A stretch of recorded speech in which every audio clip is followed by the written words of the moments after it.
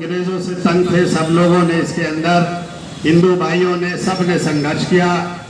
लेकिन एक विशेष बात जिसको लोग नहीं कह पाते हैं, मैं उसको भी कहना जरूरी समझूंगा कि इस देश के अंदर जिस वक्त यहाँ पर अंग्रेजों का राज था और आज़ादी की लड़ाई लड़ी जा रही थी, इसमें उन लोगों ने भी लड़ाई लड़ी जिन लोगों को कोई अपने पास बैठाने के लिए राजी नहीं था। दलित समाज के लोगों ने भी इस देश की लड़ाई लड़ी, पिछड़ी जाति के लोगों ने भी इस देश की लड़ाई लड़ी और अगली जाति के लोगों ने भी, मुसलमानों ने भी, ईसाइयों ने भी इस देश की लड़ाई को लड़ करके इस देश को आज़ाद कराया। और जब आज़ाद कराया उससे पहले तमाम भाईचारा आपस में था, दलितों में था, हिंदुओं में था, मुसलमानों में था, बैकवर्डों में था और उसी को लेकर के देश आज़ाद हुआ। और फिर एक ऐसा संविधान बना कि इस देश का संविधान भी ऐसा होना चाहिए जिसमें तमाम जाति और धर्म के लोगों को मान सम्मान और बराबरी, धार्मिक बराबरी भी, सामाजिक बराबरी भी होनी चाहिए और आर्थिक बराबरी भी होनी चाहिए। लेकिन अफसोस की बात है कि देश आज़ाद हुए 76 साल हो गए। हमारे देश के अंदर अभी ना दलितों को बराबरी मिली, ना बैकवर्डों को बराबरी मिली।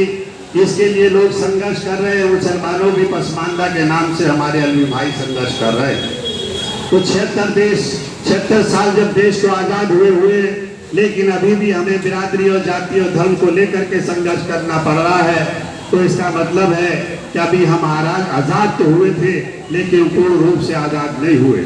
हमें सबको बराबर के साथ बैठने का हक होना चाहिए, ऊंच नीच बिल्कुल नहीं होनी चाहिए। लोकतंत्र इसी को कहते हैं।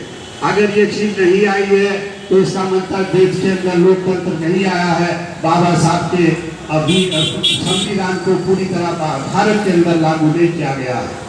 तो मैं इसी कड़ी में ये बात कहते हुए कि हमें आज संघर्ष करना है इस बात के लिए कि सभी जाति धर्म के लोग, दलित भी उसी रेखा में खड़े होने चाहिए।